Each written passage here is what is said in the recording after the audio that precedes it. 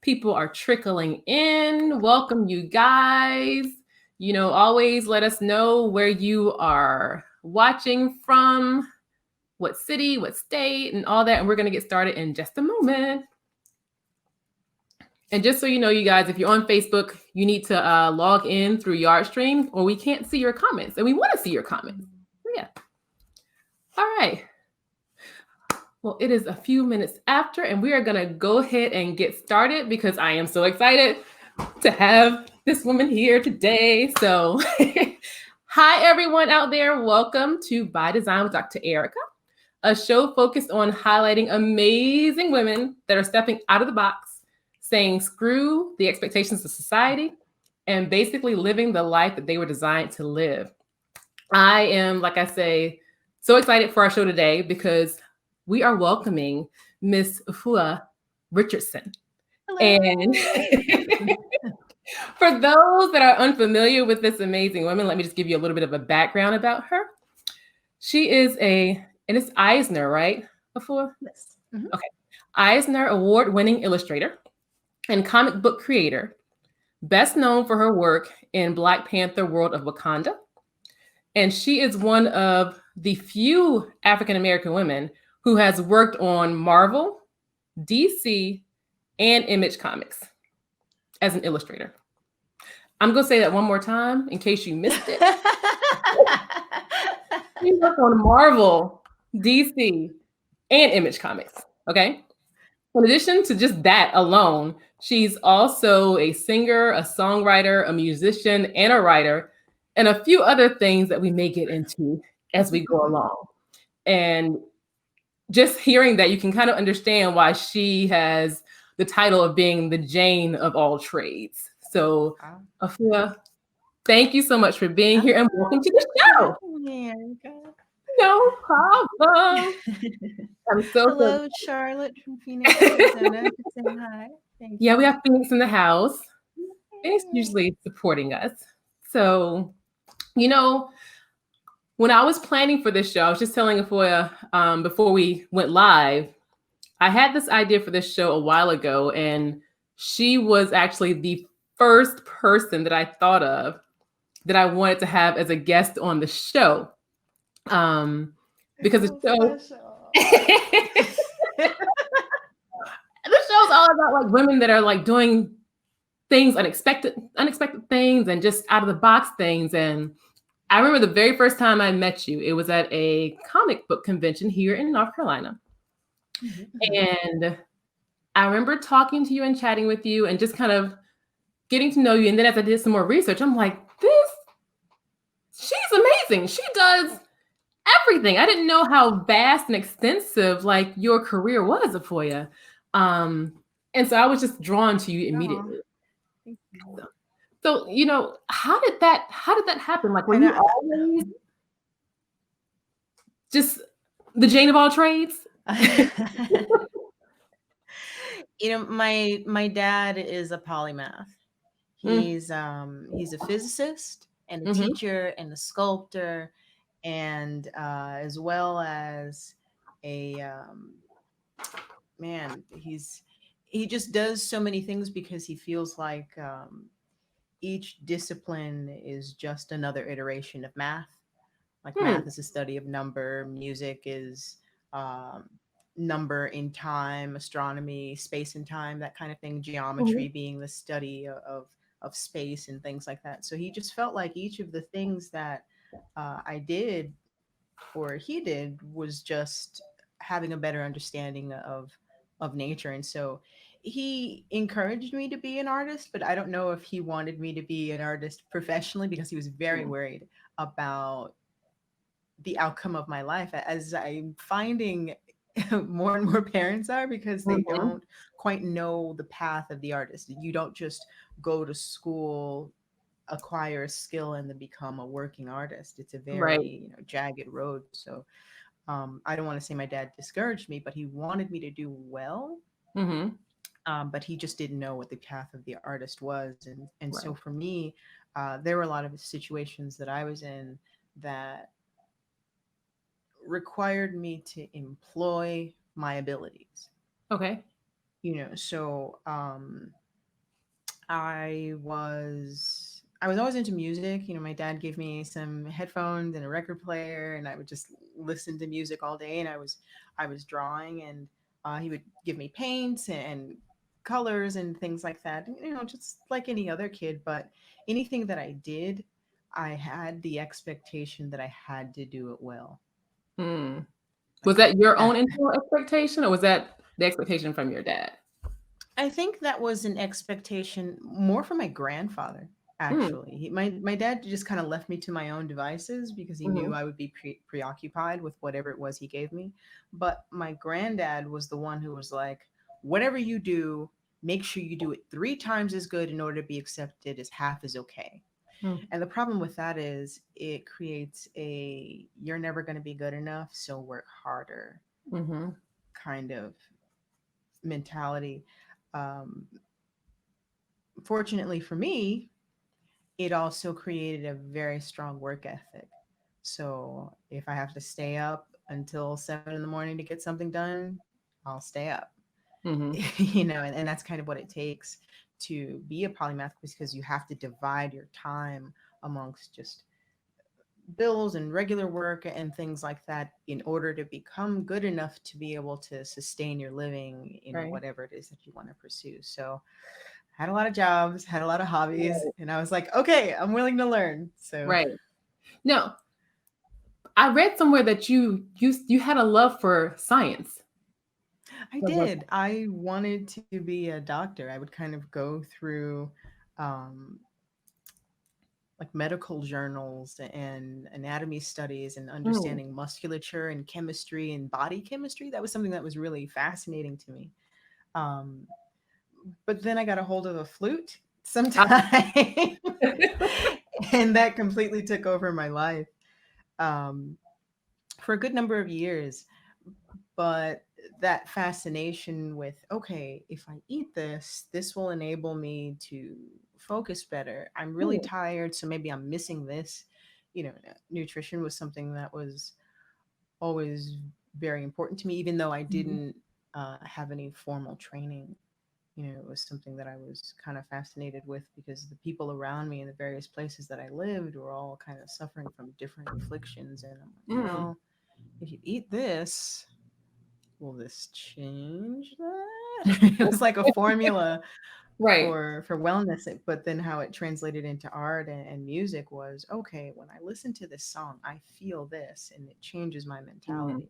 When I look at this artwork, I was feeling this way before, but this has changed me.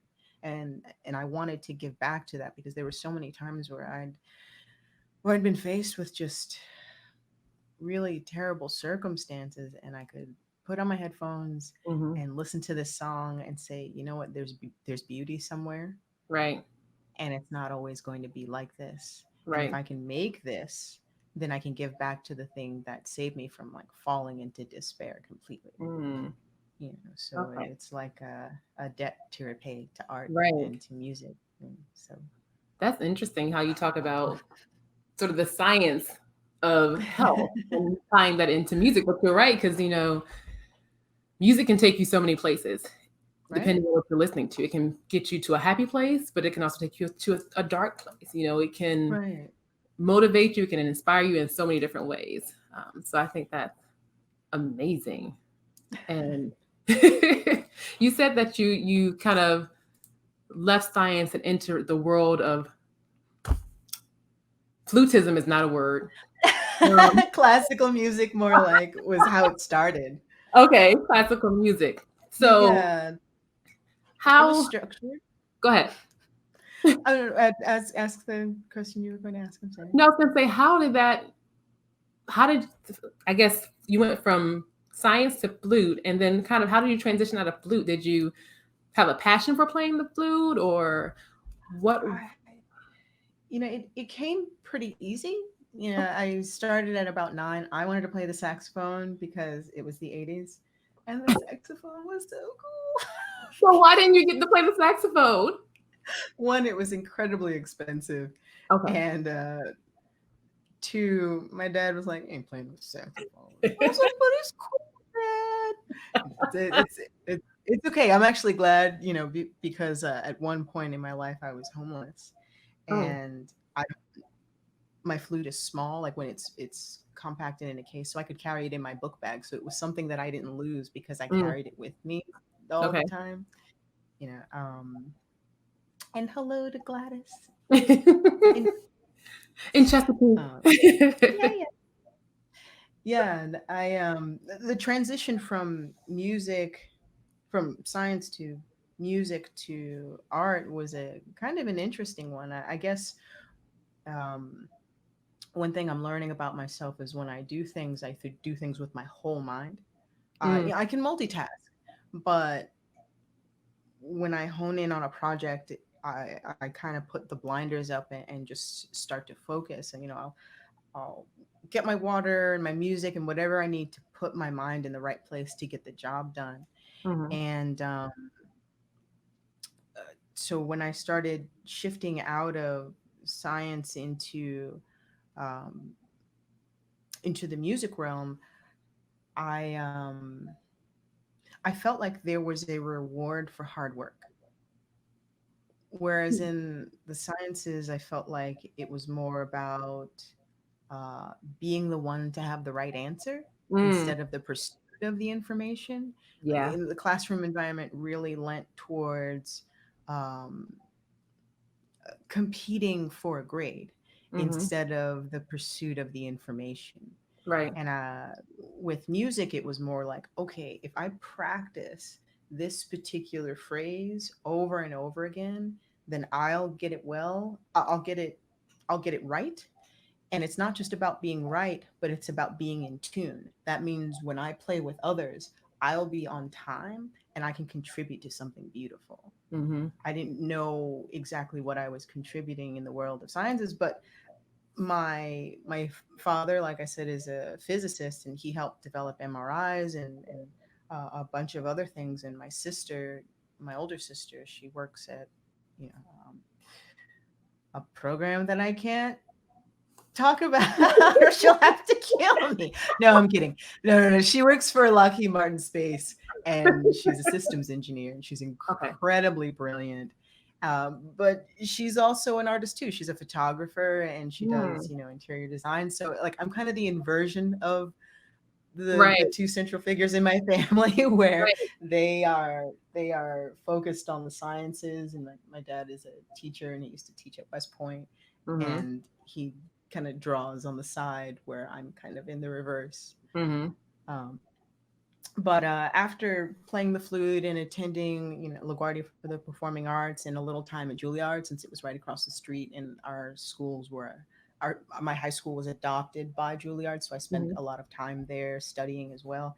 I realized I hate the world of classical music. Oh no.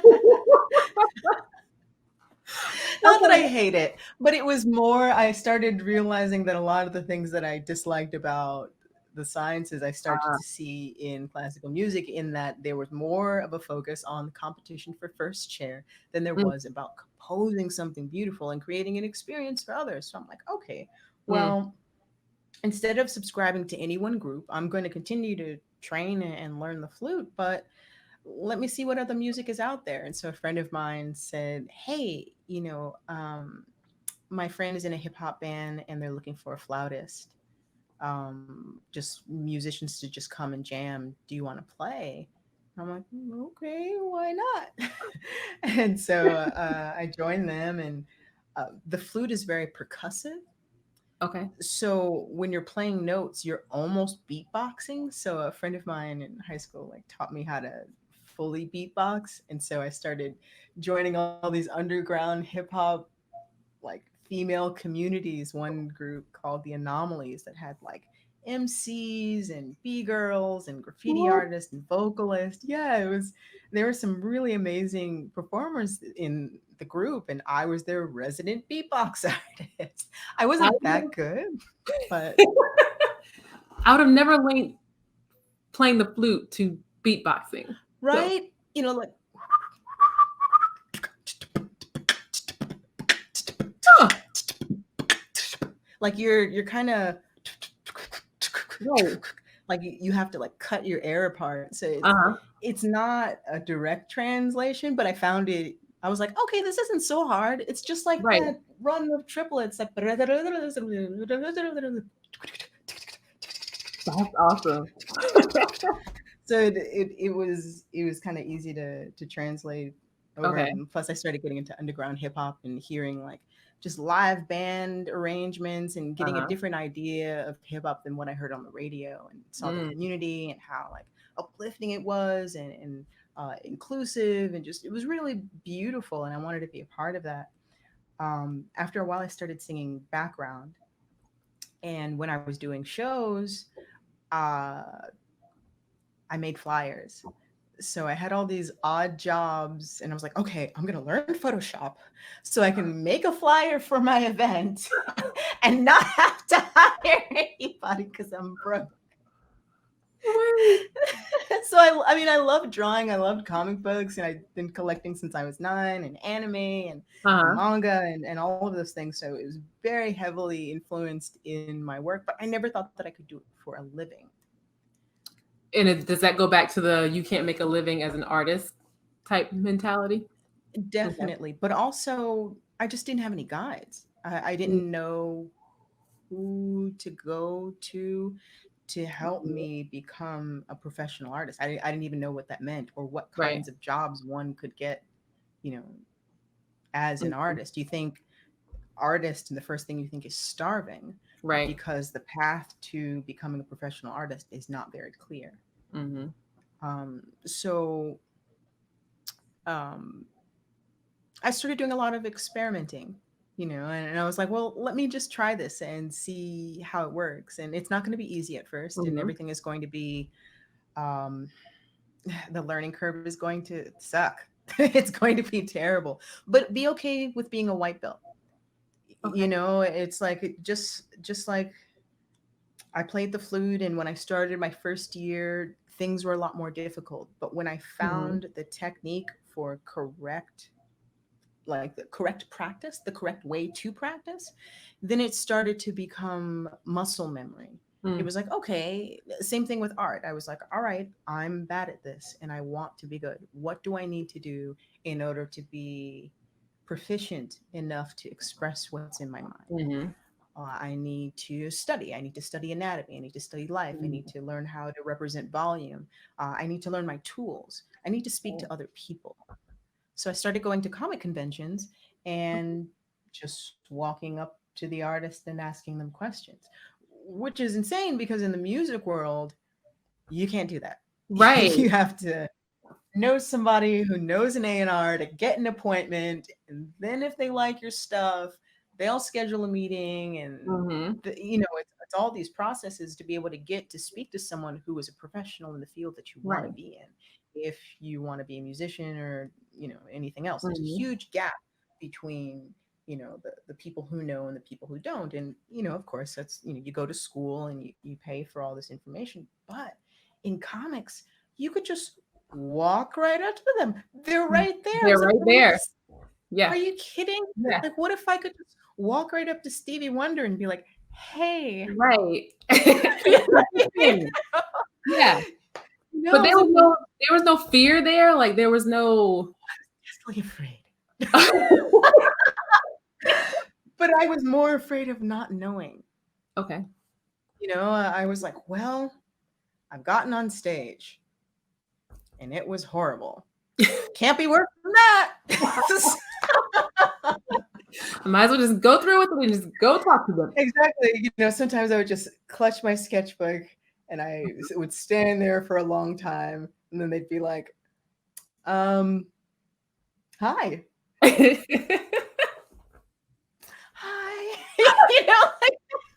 And you wouldn't think, like I'll tell people like, yeah, I was really shy, and I was definitely afraid of speaking to people. Like I could Mhm. perform, I could hide behind my instrument, no problem. The Yeah. minute I have to say something, It's like it's different when you're like on stage and it's like just tons of people looking at you as opposed to being one on one. It's very intimate. you It know? definitely is. You almost don't see anybody when you're on stage. Right. You kind of get used to blocking people out as if they're not there. And Mhm. being face to face with someone, you have to be able to trust what it is that comes out of your mouth. And that was something that I didn't have. I had been kind of gaslit into thinking that my thoughts were not worthy of being heard. Mm. And it took a long time for me to unwrite that bad programming. What do you Um, think helped get you there? Was it a um, rewrite yourself? I think actually music. Music is the thing that definitely, and art, it definitely helped me say, okay, I know I'm not the best, but I know Mhm. I'm not terrible at this because I can see my progress. Mm. Nothing and no one can take that away from me. Like I know what I'm capable of doing, and I know there's lots for me to learn. Mhm. But once I started developing just small skills, like, okay, this is how you draw a circle with a compass. That's not a talent, that's a skill. That's something Mhm. that I've learned how to do, and now I can utilize that in other things. And once I started collecting those skills, doing tutorials, taking my lunch breaks at my dead end office job to learn Photoshop, or going to Barnes and Noble and just pouring through how-to books and things Mhm. like that, or speaking to artists and being able to take the criticism, because at the end of the day, it's just their opinion. They Right. are not in your head, and they don't know what your vision is, and so all they can do is just try to interpret how they see your work Mhm. and what it is that your work is communicating to them. And it's Mhm. hard not to take it personally. Right. And rejection absolutely hurts, but you have to remember that what it is that you're making as an artist, you are providing a service. That doesn't mean that your art is meant to serve other people, but people Mhm. are viewing it, and just like they do on Netflix, they're consuming media. Mhm. Um, it just happens to be media that you've made. Right. So it's not always going to resonate with people, just like taste. They're not Mhm. always going to like the taste of your artwork, and that's Right. okay. As long as like, hey, this is where I am right now. That doesn't mean that I'm always going to be here, Mhm. um, but this is what I've made. I'm proud of it, and I'll try to learn from it and do better in the next one. Right. And you don't always have that interpretation. Sometimes you feel like you take things so personally because you've made something and you're like, nobody likes Right. this on Facebook or Instagram. I'm terrible. Why do I even try? Yes. I have those days too Do where I you? draw something and I'm like, do I even art? Like, what is going on? And it means I have to change my mind. I Mhm. have to get up, I have to go for a walk, I have to come back and draw the basics. It's like if Mhm. my vision is not making it to my hands, that means that there's a blockage, and I have to get out all Mhm. the bad ideas before a good one can come. Whatever your process is, you have to like learn what that is, Gotcha. and get into the right frame of mind, because everything that pours out of your hands is not going to be gold. Right. So you have to Right. know how to edit and filter and be patient with yourself.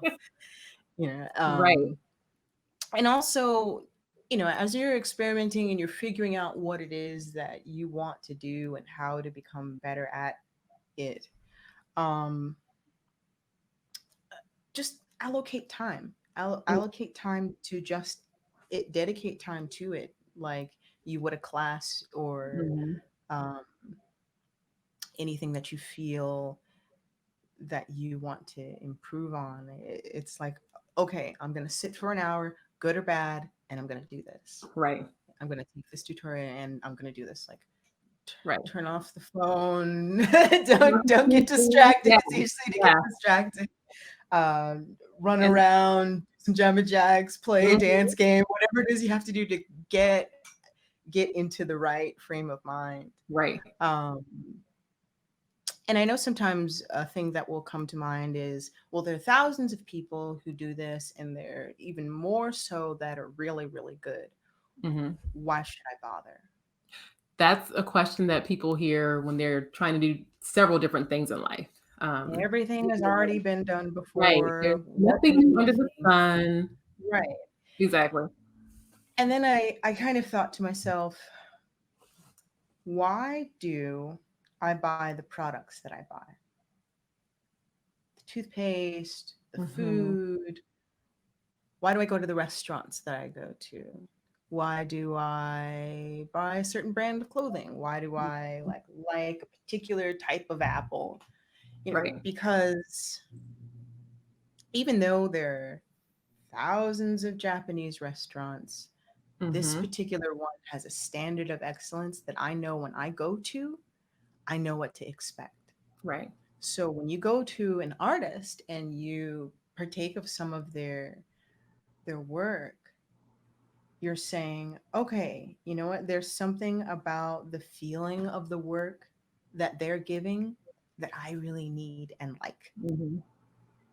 and it's not, it doesn't have to be the best. What is the best, compared to Right. who? It's all subjective. It doesn't Right. have to be the most realistic, the most intricate.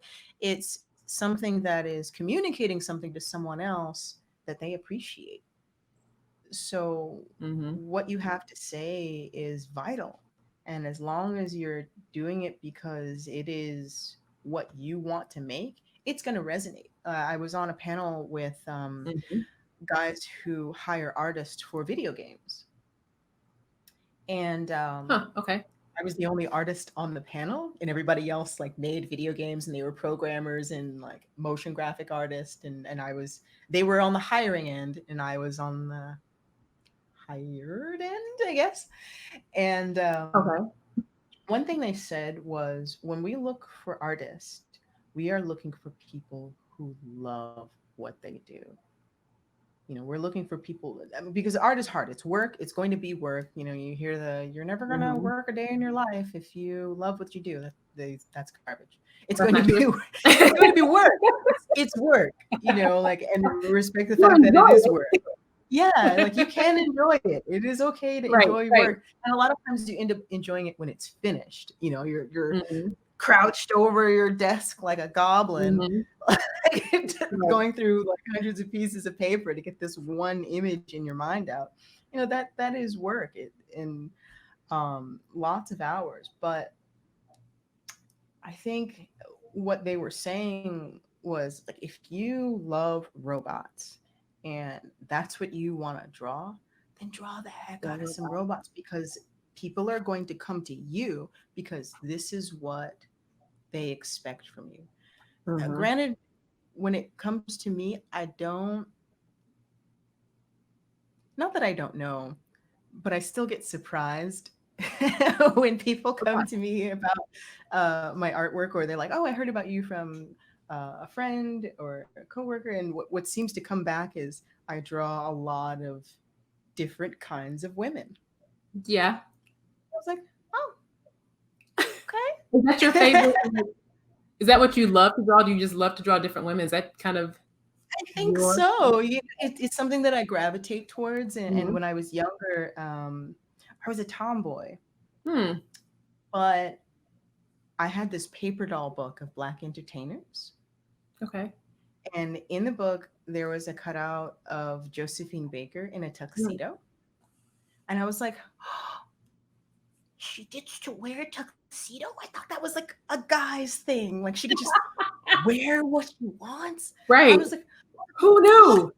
how big her legs are. She's so strong. Like I was just so fascinated by her. And then at the same time that year, uh, Jackie Joyner Kersee had, won all these awards. I was like, Uh-huh. she's so strong. Look at her legs and how fast she runs. And I was totally into Thundercats and Chitara. I joined the Okay. track team, and I was like, I'm gonna be How you gonna get this girl? these characters, like male and female characters, they inspired me and molded Mhm. me. I was just like, here's someone who, like the X-Men, they're faced with horrible circumstances. They're not liked. People are Mhm. afraid of them. Mm-hmm. but they still save people. You know, they still choose to be kind. They look out for Right. each other. They're not perfect and they're fictional. But the archetypes are such that even though Nightcrawler is this sort of tortured blue demon who Mhm. goes in and out of time and space, he's still very humble and likable and um, will do what he can to protect his friends and strangers Mhm. who would any day of the week just yell, run, and kill it with fire. Right. You know, the kind of heart that it takes to be able to do that. I remember being, 9 and 10, just reading these characters. I loved Anybody Mhm. Blue. And it stayed with me. Like in all of the different jobs and things that I had, if ever there was someone who was getting beat up or bullied or whatever, I had, unfortunately, I had a mother who's mentally ill and she was very violent. Mm. And so I thought to myself, well, if she's punching me in the face, what are you going to do? Oh. Sorry. You are not going to harm my friend. I'm like, well, I took a blow from a full grown adult. You're 10. Right. Okay. You So know you what I love mean? a powerful woman. I do, and I wanted to be stronger to protect myself and my Mhm. friends. And for a time, I wanted to uh, be an Olympic track and field. Uh, Really?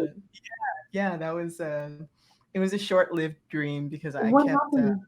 I kept I didn't have the right kind of shoes, and so I kept like twisting my ankle and things like that. And Okay. I would do all of these different sports, and I'm like, I keep jamming up my fingers. I can't play the flute with Right. mashed up fingers, so I had to prioritize. Gotcha.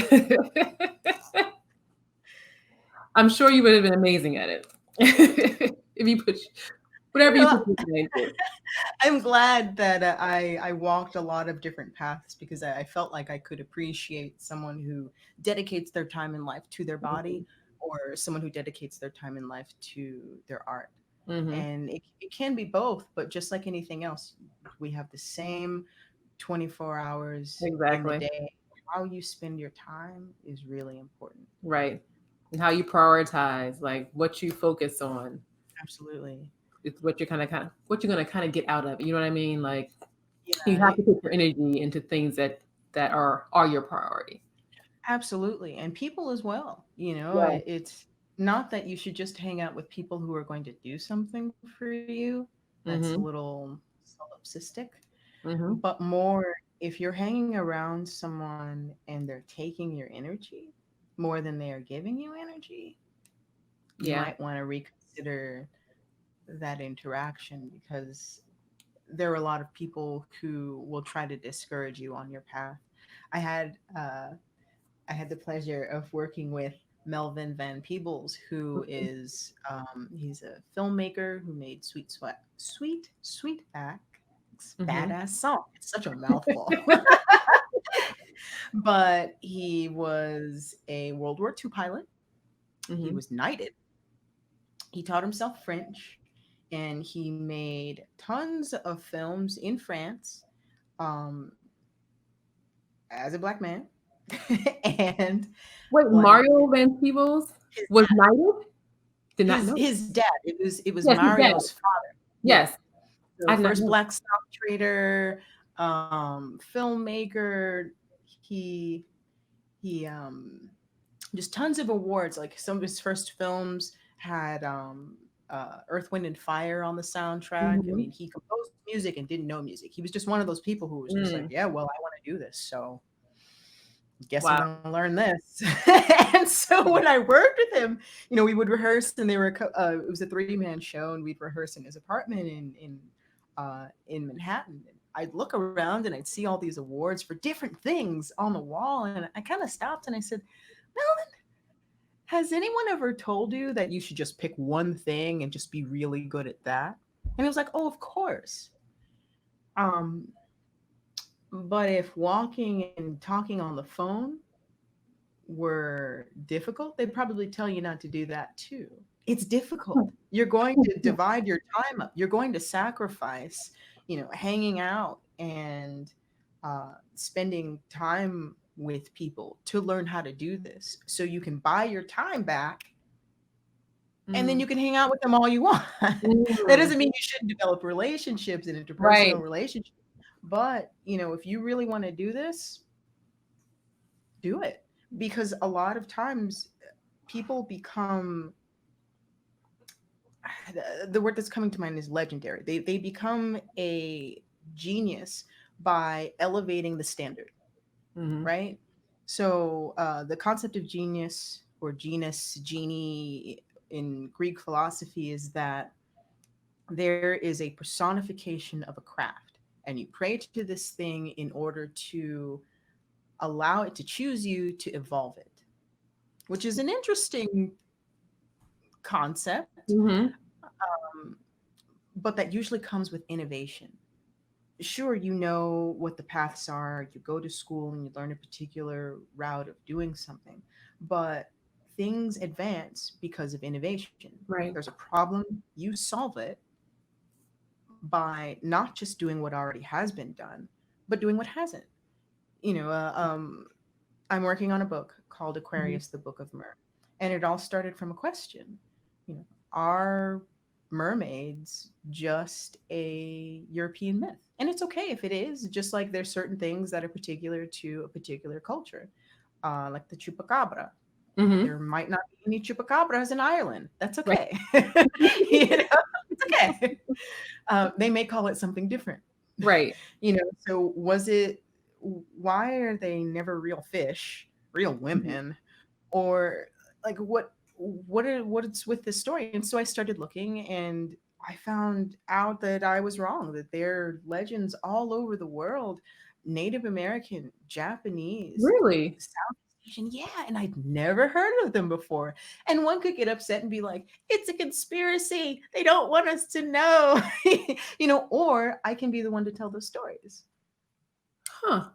So if there's something missing, like, oh well, I don't see enough, you know uh, brown women who are superheroes. Hmm. Okay,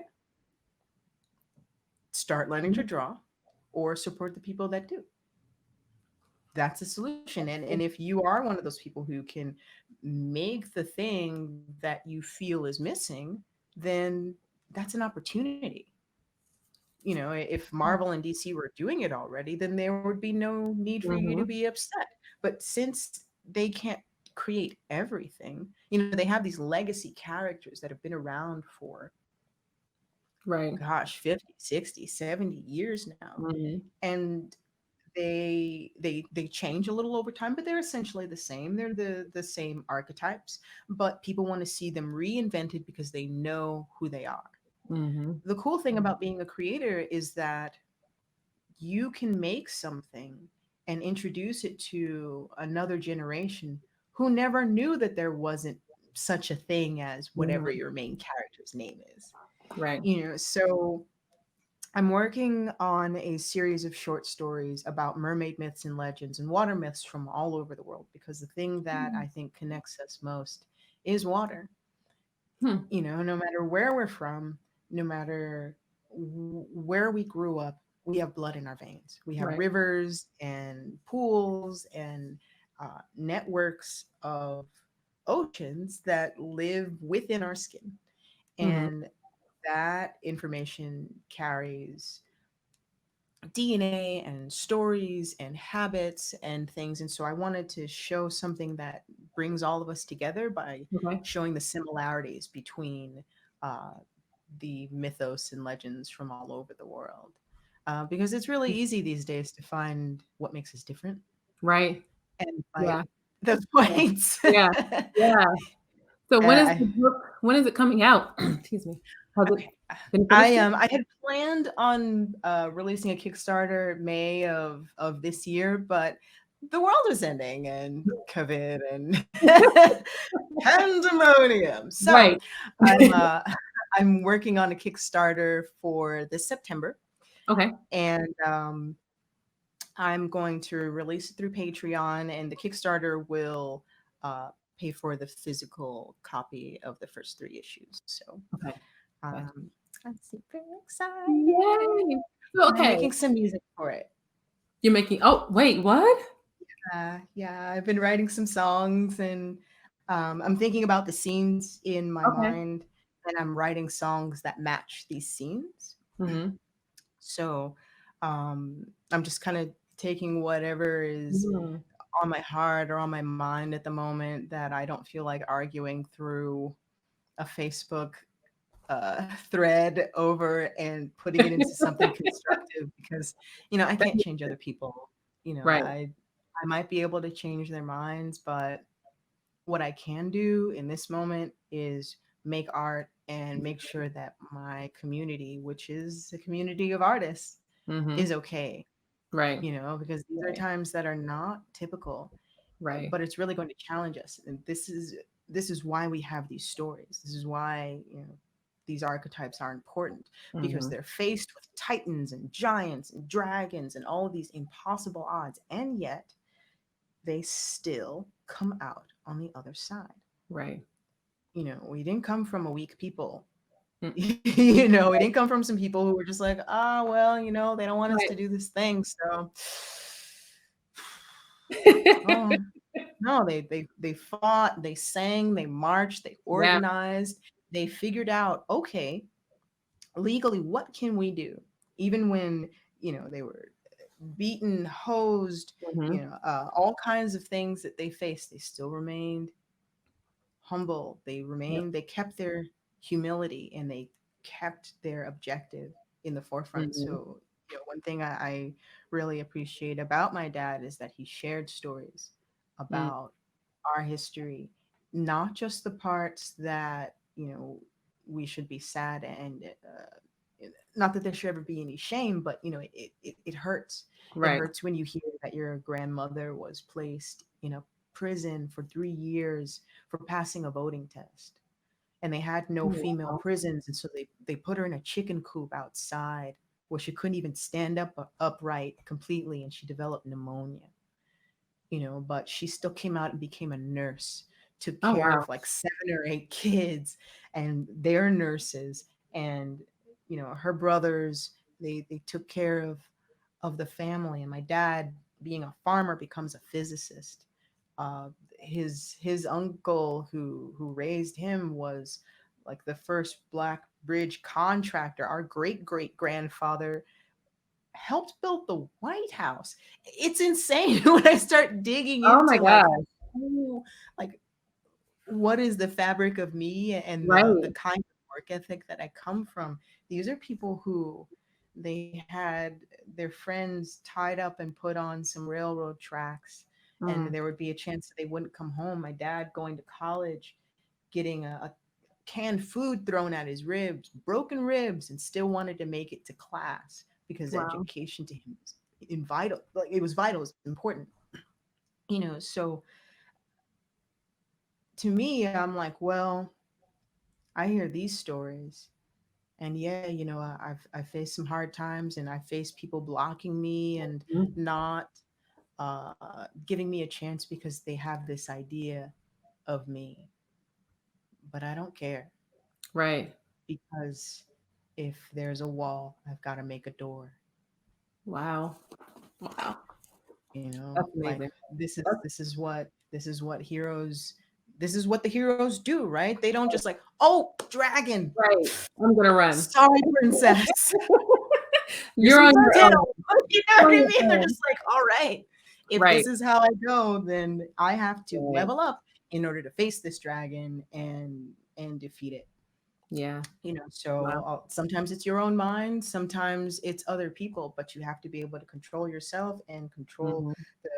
the way that you react to things, so that no one gets your goat. Right. And it's hard. It's Right. hard not Right. to get emotional, especially during these times. Right.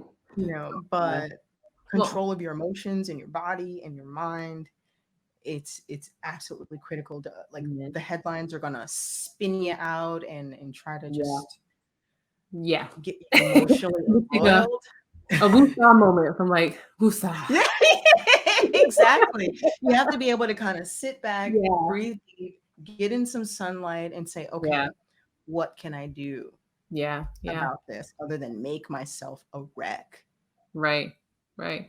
So Wow. that's Your kind of how I faced my artwork. your lineage. That's amazing. Like all the stories of your grandfathers and your fathers and just their perseverance is amazing, you know. And So it's I see where you get it from. inspiring to me. It's like, what's my excuse? Does somebody call me a name? I'll take that any day of the week. Right, exactly. Exactly. Oh my Still gosh. hurts, but Still like I'm still alive. So right. like, And still I'll, going. I'll get through Wow. it. Heck, if they did. I Wow. mean, there's this one story, and I really want to illustrate it. I actually didn't find out about it until my grandfather's funeral last year. Edward Jenkins Hmm. was he was a member of the Army Corps of Civil Engineers, and a he was a builder, contractor, like a gosh, he did so many things. Photographer. He actually has one of the only uh, photos of Martin Luther King preaching in a particular church in Tuscaloosa, Alabama. He took it when he was 27 years old, Hmm. and he mentored so many young men, and just was just a pillar of his community. And one day, he was a park ranger at a beach, and after a certain time, the beach closes, and he's a very tall, dapper man, uh, glasses, Hmm. very dark skinned man. And so he's telling these two young white folks, like, hey, I'm sorry. The beach is closed, but you can come back tomorrow morning. We open up at this time. I'll give you a moment to collect your things. And they were not too happy about being told by a Hmm. tall black man to leave a beach. Different time, different era. Thankfully, things are different now. Not, I mean, of course, there's still racism, but Right. my granddad left. They came back, planted he left. He does what he always does, which is take each of the garbages on the edge of the beach, and throws them in the dumpster. Helps clean up all of the stuff Uh-huh. on the shoreline, and then drives all the way home. And the next day he does the same thing, sees those same folks, and they kind of like give him a look and they leave. And he he was about to go through the garbage, but he didn't for some reason. And he goes home. Actually, I think he'd been called to like take a photograph, so he couldn't complete his job. He goes home. Actually, he goes through the lid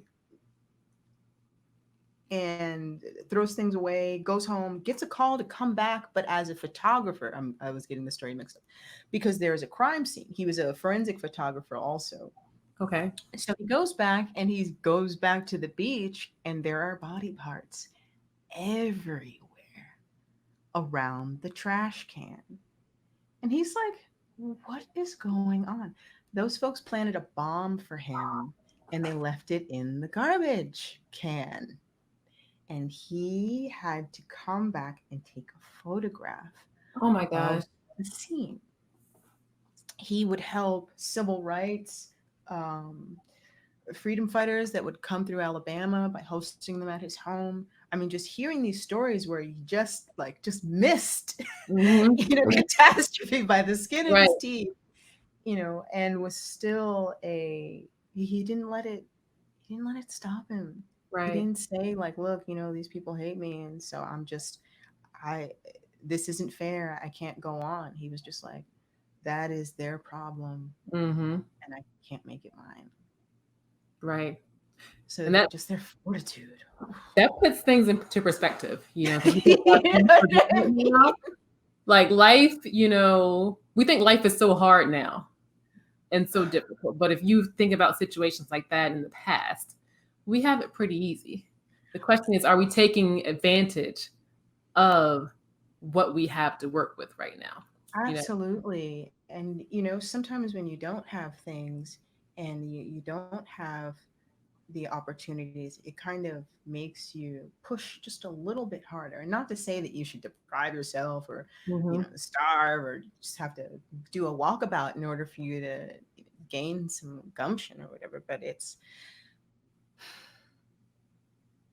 what do you want? Right. You know what you don't want. Right. So what What do you do want? you want? And are you And willing to sacrifice and go after it? right. What will it take for you to get there? So sometimes I'll make a list. I try to update it once a month, but I have so many notebooks that I don't often do that. But I would keep a tiny notebook, and Uh-huh. I would use one page for want, Mm, or actually need, want, and then dream about. mm. So need ketchup, new pair of Yeah. socks, Toilet sandals paper. with arch support. Exactly. you know, get those down. Right, right, And right. then you're doing the things that you want, like Right. I want to, lose 5 pounds. I want to have a faster running computer. Mm-hmm. And then you write underneath what is in the way of you doing that. What Mm, do you need to do in order to make that real? And then mm-hmm. the dreams, like I dream of having an online academy.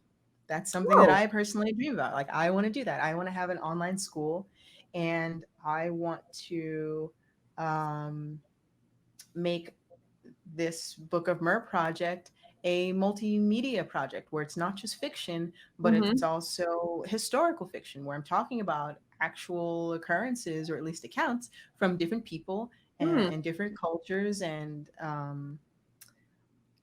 also connecting those events with foundations and people who are actively doing things to try and make things better. mm-hmm. Like, is anyone doing anything about Flint, Michigan?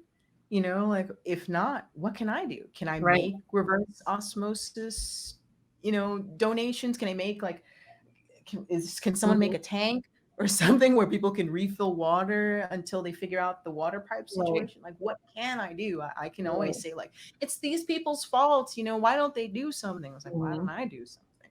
Right. What can I do?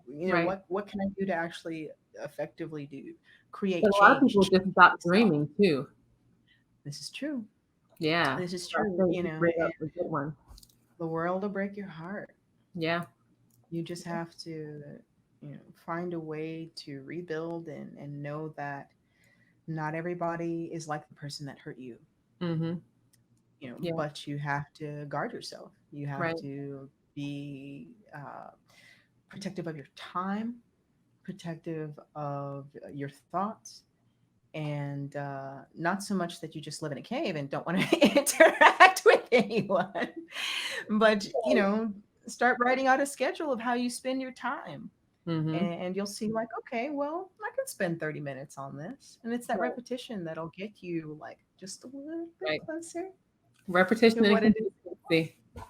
That's right. Yeah. Yeah. Oh my gosh. Well, I can't believe our time is like gone by so quickly. Oh my god. I've just been yammering. Oh, you're good. You're good. I'm always to my word, and I would keep you here like forever.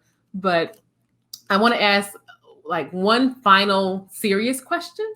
Mhm. You know, we talked about kind of what you dream about. So if you can think out to like when you're 95 and you're sitting on your porch, you know, rocking, drinking your tea or your coffee or whatever, what is like that one thing that you want to be able to say that you did in your life that you know, I'm so Oh, proud that I did X, Y, and Z. it would be really cool Mm-hmm. if I could make something that enabled people who couldn't afford it to cultivate their artistic passions. Mm, Because even if I had decided to um, just become a biologist or whatever it was that I've initially pursued, I'm so grateful to be able to create art. Mm. because it gave me emotional maturity. I Mm. was able to articulate what it was that I was feeling in something tangible and be able to step back from it and look at it and say, gosh, what am I going through? Or be able to just get a thought out of my head that's been rattling around and doesn't really have any place or perspective, or maybe not even words. And I could put it down and take it off of me and take a look at it and say, okay, is this how I want to think? Is this how I want to feel? Mm-hmm. And make a decision. Um, and I want to be able to give that to somebody else. Mm. I saw the kids who didn't have ways to process their emotions, and they Right. became destructive. Because it doesn't go anywhere; it stays Mhm. within them. And so, if it's tearing them up inside, they've got to tear up something else. Right. So being able to have art and music to be able to say, okay, this is ugly, this is terrible, this is awful, but I'm going to take it and I'm going to make something that I can sit back and say, you know what, I made this. This Yes. is this is mine. I made this and I'm proud of this, and therefore I'm proud of me. If I can give that to somebody else, oh man, I think one of the things in my career that I am most proud of is that parents have been coming to me with their children. Mm. And that means so much. That means that people are saying, hey, you are on a path, and I trust my future with your guidance. Right. Oh man, it Oh. means so much, because I know my dad was denied scholarships. Mm. And he didn't discourage me because he didn't believe in me. He just didn't believe there was a place for me. Right. And if I can help somebody find their place Mm. and employ their passions, whatever it is, um, then it's kind of healing my family too. Mm. That's beautiful. That's beautiful. I can't Oh, wait for like what 50, 60s more years to see that come to fruition. Oh, we should have brought tissue. I didn't plan on crying. Well, thank you for sharing your story, Afuya. And if you don't know, before we wrap up with any guests, we do the Fab Four because I'm crazy and weird. So That's good. I'm done with I it. will wrap up the Fab Four. And I'm dying to hear this first question from you because Okay. I think it fits right in your wheelhouse. So the Fab Four are four quick, rapid fire, first thing that comes to your mind. Okay. If you had one superpower, what would it be? I would be able to divide myself up and do a lot of different tasks and then recombine and have the knowledge without consequences. You're not doing that now, though. Like you But if I could sleep and okay, study, okay, just it's like, get it done. gotcha. Or I'm like, I'm gonna go to the gym and then get this deadline done at the same time. Or I can accompany myself, like I can learn the drums and then play guitar and then be my own. Your own band. Okay, It's ridiculous, but I got that. Got that. All right, the next question. If you could have dinner with three people, any Mhm. people, dead or alive, who would it be? Ooh. Um, Martin Luther King was one of them. And I know that seems like an obvious one, but I want to know what his mind is like outside of his speeches. Okay. Like I wanted to know, like, because I heard somewhere that he was actually going to be Bobby Kennedy's running mate. So I just wanted to pick his brain, like, Mm-hmm. whoa, what were your plans? Could you imagine that? Like what the world would have been like if Bobby. MLK was like, Right. That'd be crazy. Um, let's see, whom else? Um, Sarah Vaughan, who's one of my favorite singers, Okay. and alive now. I'd love to just chat with Stevie Wonder again. Mm. Again. But like have like a full conversation because we didn't really get a chance to speak Got you. very much. Like, Got you. yeah, Okay. just his musical mind is. Yeah. When I Yeah. was studying music and I actually had a chance to look at the sheet music as to what he wrote and like watching the relationships between the Hmm. notes, I was just like, where did this come from? Wow. So I That had the was, opportunity to tell him, I was just like, studying music before, you just kind of you see the bass line, you see the melody and so on, but watching the relationships between the notes move away and back and how mm, you create this like tapestry with your music, it's phenomenal. Like mm. I'm it's almost like synesthesia where you see it and it colors start to form. A flat looks like Oh, wow. red, and you start to see things braid over and move away like a Native American blanket. Mm. um that's what it was like for me, like observing his stuff. And so I would just just love to pick his brain, and 'cause Wow. I he loves making jokes about his eyesight. Oh man. So, because I was just gonna say, like, imagine the things he's seen. I'm like, Great. oh. That is funny. Okay. Okay. Martin Luther King, Sarah Vaughan, and Stevie Wonder. Okay. Like that. Mm. All right. This is also going to be an Yeah. interesting one for you because you are musically inclined. Mhm, If you had to pick a theme song for your life, what would it be? mhm. Man, there's this song by Brandy Carly called "Story." Hmm. It's really pretty and it's kind of simple. Hmm. Let's see, it's all of these lines across my face show you the story of who I am. So many stories of where I've been and how I got to where I am. Oh, but these stories don't mean anything when you got no one to tell them to. It's true. I was made for you. It's so sweet. But it's just one of those like it reminds me of a drawing, just like Hmm. this is my life. This is all these things that I've gone through. It doesn't define who I am, Mm-hmm. but it's a piece of me.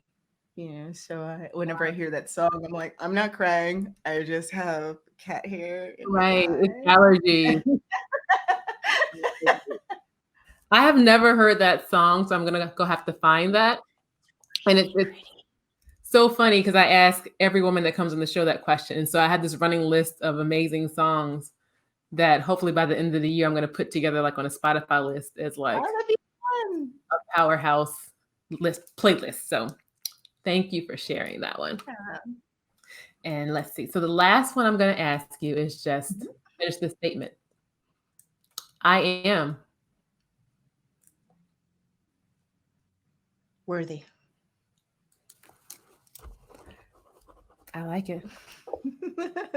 Fully worthy. She is more than worthy. She's amazing.